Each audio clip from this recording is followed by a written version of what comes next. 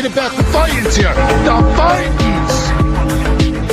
Swing and a drive, left field. It's gone. It's gone. It is Bedlam at the bank. The Philadelphia Phillies are 2008 World Champions of Baseball.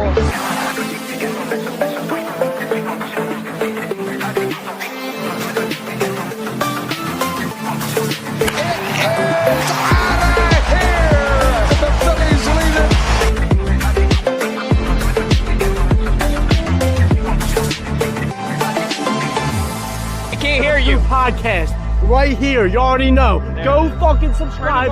You are now listening to the 302 Birds Phillies postgame show with Eric, Chaos Chris, Dalt, and Ballpark Tommy. Proudly powered by TickPick. Check out the link in the bio for $10 off your first order today. Let's take it to the show. What a dub. What a win, especially after that horrible weekend series. Bryce Harper's back, like KJ said here. Oh, Canada, what happened? But yeah, Bryce Harper's back. Looked absolutely okay today. I mean, not too great, not too bad. Hit a home run to bring about his return. But yeah, I mean, Chris, they looked pretty decent today. Yeah, I mean, it started from the first batter. You know, Stott walked on 4 pitches. Next at bat, you got Turner, absolute nuke opposite way. When Trey Turner is hitting the ball to all parts of the field, he is a hell of a baseball player, and he's really playing well this year. It's like it's almost pretty sneaky. I mean, he's batting over 300 right now. Sure, the homers aren't what everybody wants them to be, but he's got 7 now after the 2 tonight. So I really like the way Trey Turner's playing right now. I like the way the whole lineup is producing right now. They played really well tonight. Just as a whole unit, starting pitching was great. Hitting was great. The bullpen was okay, but the bullpen really didn't have to do much. Yeah, I mean, they didn't have to do much, especially with this as big of a lead that they had going into the late stages of this game. But first thing I kind of want to take a look at, and first thing I want to talk about is the pitching. Looking at the pitching report, go ahead and share my screen here so you guys can see. But Sanchez gets the win. He's 5-1 on the season. Went 6 innings pitched, 4 hits, only 1 run that was earned. He let up 1 home run, which, whatever, it was a late inning home run. 4 walks, 4 strikeouts. His ERA is a 3.15. And then, they didn't really use much of the high leverage bullpen guys. They used Ross, Lazar, and Hernandez. Ross and Hernandez, came in and got the job done. They did their jobs, didn't let up any additional runs. Lazar, he came in, he let up a 2-run bomb for a home run, which, whatever. I mean, you had a big lead to work with, but not what you really want to see from this bullpen, especially with as big of a lead that they had. But I'd rather them have used these low leverage guys, save the high leverage for later in the season later in the series, not season, series as needed. And yeah, I thought overall the team looked fine. I mean, I don't have any complaints other than Lazar probably shouldn't have given up that home run, but they did have the lead. So I'm gonna nitpick something here, and it's really, really stupid. But I think Sanchez walks too many guys. 4 walks, that was the difference in him going 6 innings or 7 innings. Now in this game, it doesn't really matter. But later in the year when you're winning, a game 4-2 or something, you'd like to see him go in the 7th inning, at least getting out in the 7th inning. And then your bullpen, you don't have to use as much in your bullpen. But again, that's just nitpicking. Sanchez was really good again tonight. The rest of the bullpen was pretty good. Sure, Max Lazar gave up a home run, but they didn't have to use any of their real good pitchers tonight, and they got out of here with a win. So pitching was pretty good. Yeah, I agree. I think the only thing that I'll nitpick is, I mean, Sanchez, like KJ said here, he did look solid. I mean, I don't have any complaints there. I just think, honestly, as I was watching this game and as I was watching Sanchez pitch, he would get the first 2 outs very, very quickly. And then that third out just took him forever sometimes to get. Like some innings he would pitch 2 times and he would get the out. Other innings he would just take forever to get the final out. He would get the 2 outs, walk a guy, then get the out. He would get the 2 outs, then let up a hit, then get the out. So I think he really just needs to work on that personally, in my opinion, is just slowing it down after that second out. And really just seeing his pitches, commanding his pitches, and not overworking his pitch count. Yeah. But other than that, I think he was fine. That's what we saw a little bit with Luzardo the other day. He just couldn't get out of innings. Like, he was pitching okay for a little bit, and then it would be a 2-strike count and you get a base hit. And then it just piled on. Now, thankfully, Sanchez didn't spiral like that at all tonight. He pitched pretty damn well. But that's something I just noticed. This pitching staff as a whole kind of does that. They get their 2-strike counts with 2 outs and give up a little bloop hit or something, and it winds up becoming a whole shit show. But yeah, we can't complain about this pitching too much tonight. They only gave up 3 runs. Whatever. Right. And speaking of pitching, they actually moved a couple guys around. Mick Abel was supposed to go on Thursday, and Wheeler, I believe, was supposed to go tomorrow. But Wheeler, I don't know if everybody saw that TikTok that Wheeler's wife posted over the weekend. That was definitely something I wasn't expecting. R.I.P. I'm not going to go into full details. I don't want to get censored, but Wheeler was singing a song I wasn't expecting him to sing. But yeah, Mick Abel goes tomorrow, which I'm actually kind of excited for, especially after his first outing with his debut. He went 6 scoreless. So I'm really excited to see what he's able to do tomorrow against the Blue Jays. And then on Thursday, it's Jesus Luzardo, which for those of you that are on Twitter, if you didn't see, Jesus has a new hairdo. He has cornrows, excuse me. Doesn't have that, what was it, like kind of short frilly hair. Put it back into cornrows. I can't speak. I'm tired, guys. But yeah, I'm curious to see what Abel's able to do tomorrow. Yeah, I'm excited for Abel. I really think Abel is a legit starting pitcher for this team. But we'll see. Who knows? He'll probably completely fail, but that's just how it is in this town. Just how the Phillies roll. But going into the next topic, the offense, they came alive tonight. They looked absolutely amazing, scoring 6 runs in the first inning. They got to the starting pitcher really early, and they made the starting pitcher get pulled in the second inning. I mean, their starting pitcher for Toronto only went 1.2 innings pitched. He let up 7 runs, 7 runs, 6 of them earned. But looking at the hitting tonight, I mean, I feel like everybody was kind of notable in their own way, especially Turner. He was 3 for 5 with 3 RBI. Stott 1 for 4 with 2 RBI. Kepler 1 for 5 with 1 RBI. They looked amazing. So my boy Brandon Marsh, playing real well again. Bases loaded. Let's watch strike 3 go right by. I'm so fucking tired of him. Yeah, I mean, that first at bat was terrible.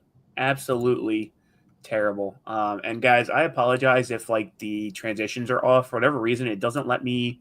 Usually when you guys watch, you'll see like our cameras flip back and forth. It's telling me that it's temporarily disabled. I don't know why, but looks like it's working fine for me, but maybe it's just on your end. Yeah, it might be on my end. Yeah, I mean, Marsh just looked at that third strike right down the middle and just stood there and then like wanted to argue about it with the umpire. And I'm like, dude, it was right at your knees. It was in the zone. Why are we like, what are we doing? What are we doing? I really think that this team has a center fielding problem. I think I saw a TikTok earlier from MLB or some sports channel that said the Phillies with center field have like the second lowest batting average for center fielders. Like, It's almost like they have. It's almost like they have somebody in AAA batting 340. We can call up right now and be better than anybody they've had in center field since Odubel Herrera. But I mean, Otto Kemp just hit his 12th home run of the season. it was 12 or 13. Like, Might even be we 14. have guys that are absolutely raking. And I think Crawford is he's like leading the international league or something like that. Yeah. So And I think Kemp might be second. Like they're like right up. One's batting 340, the other one's batting like 330. Like they're just dominating. Right. Reading the comments, and this is a great way for us to segment into our next section. But I see OZY Mendiaz. I'm probably butchering that, and I apologize if I am. It's just I went to a concert last night, didn't get home until 2 a.m, so I'm running on fumes right now. But what is one thing you guys think the team needs to improve on the most, either the plays or the admin? That kind of leads us into our next topic, and I think the biggest thing right now is the bullpen. You saw it over the weekend. You saw how the bullpen came in, especially after the starting pitcher went out, and they were terrible. They let up runs. They couldn't hold leads. They just that game on, what was it? I think Sunday, where we were up, I think it was 2-0, and then we lost 5-2. That was a very winnable game, in my opinion, if the bullpen did their job and held the lead. But what concerns me the most with this team right now is that you have guys like Lazar, like Hernandez. They got rid of Jose Ruiz finally. But you just have guys who come in who they're bums. They're not good. They're not good in this bullpen. And I said it the other night, Dave, this is the best you can do. This is the best bullpen you can construct. I really just don't know. I'm not confident with this bullpen if this is how it's going to be going into the postseason. Yeah, they need to get they need to get another guy like they had in Hoffman last year. I know Hoffman's struggling this year for that team, but did my thing just completely crash? Hold on. No, we're good. All right. Yeah, they need another guy like Hoffman was last year. Just somebody who you can just throw out there, he's not going to give up runs. It's tough to find. They're going to have to overpay, but if they want to be legit contenders, they need somebody else. I think this bullpen is decent, but it's not good. And I think you need to be good to be over the top here. I think they're good in the other areas. I think they have probably I'd say an excellent starting rotation. They have a pretty good lineup. I think the bullpen's the lacking piece here. And Right, you don't really have much that you can just bring up either. Where you look at, the outfield problems we got 2 guys in the minors I can just pull up right now, and I think that there's a solution there. You don't see a solution with the bullpen. Right. I mean, excuse me. Like you said, I think starting pitching really, you have an abundance of starting pitching right now. I mean, you have Abel that you're calling up. You have Painter, who we've said this the other night. We both, I think Chris and I both are in agreement that you don't call Painter up yet this year until, if anything, the end of the year. But then it's if you call him up at the end of the year, like you said the other night, do you start his major league clock at the end of the year where he's not getting that much playing time? I don't know the answer to that. I don't want to rush Painter, especially coming off of Tommy John. He's kind of on a pitch count limit right now. He's not going deep into games. Really, if you call him up, I said this the other night, really I could see him being used as maybe a low leverage opener, but I don't know if that's really the best situation for him to develop.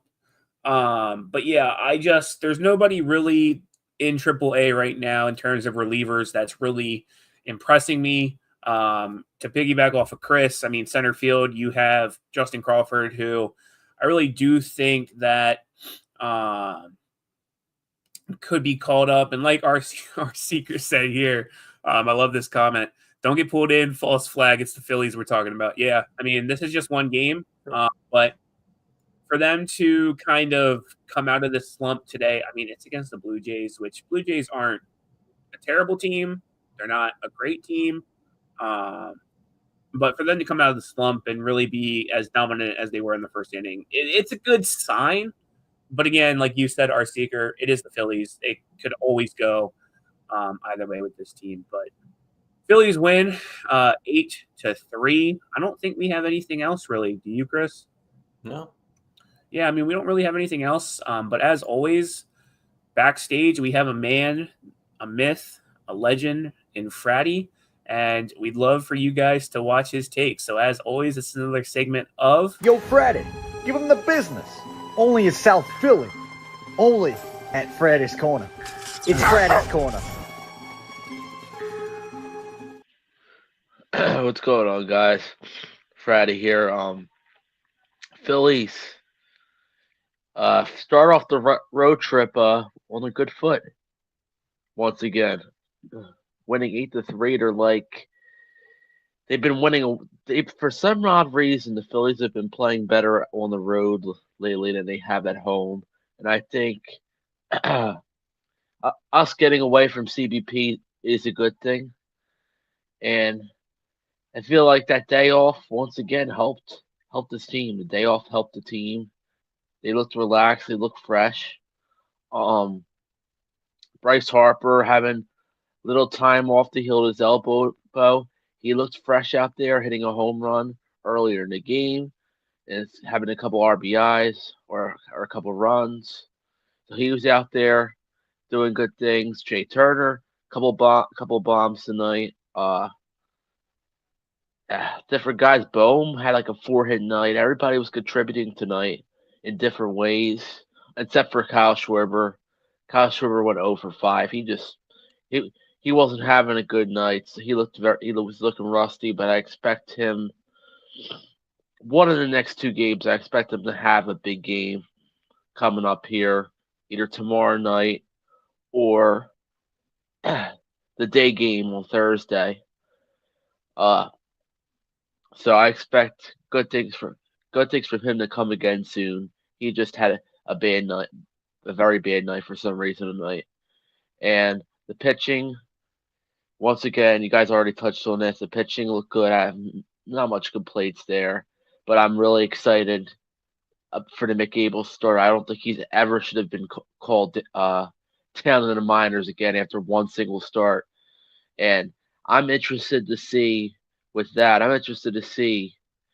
Aaron Nola is either going to be put in as a 6th guy or if Aaron Nola is just going to be put in a bullpen piggyback situation with one of our starters, depending on how far they go. So that's going to be an interesting development. But yeah, it's still kind of early in the season. It's only early June. Still got like 4 months almost left. So that's all I have to say for tonight. But until tomorrow night. So.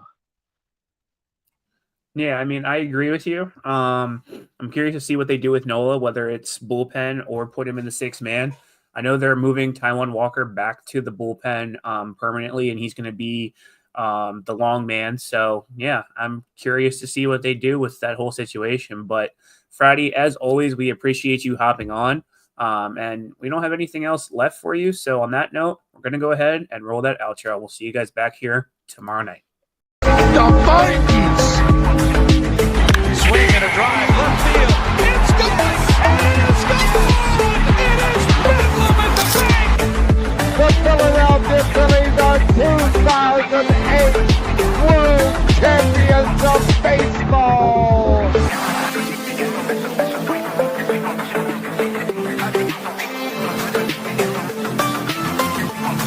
It is